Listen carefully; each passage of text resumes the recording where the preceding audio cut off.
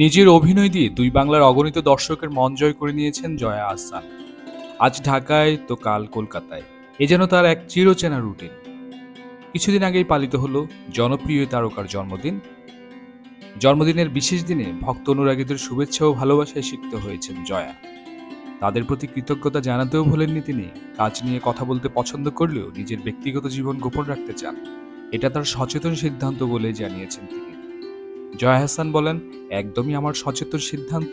আমি মনে করি রিলেশনশিপ, ব্যক্তিগত বিষয় যত বেশি লোকের জানাজানি হবে তত বেশি সম্পর্ক নষ্ট হয়। এটা আমার বিশ্বাস। জয়ার প্রেম নিয়ে প্রায়ই কথা ওঠে।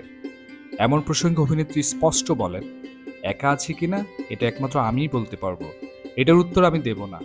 একা আছি কি নেই, কিন্তু দর্শক জয়া আহসানের যে ইমেজটা দেখে তাতে তো ভালো লাগে, কারণ এই ইমেজটা তো আমি তৈরি করতে চেয়েছিলাম, সেটাই আছে।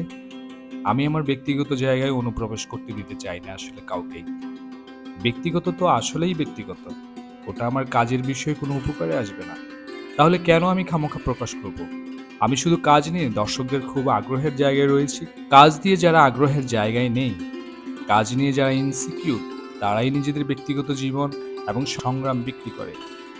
সেগুলো আমার পছন্দ নয়, আমার সেটা করার প্রয়োজন হয়নি।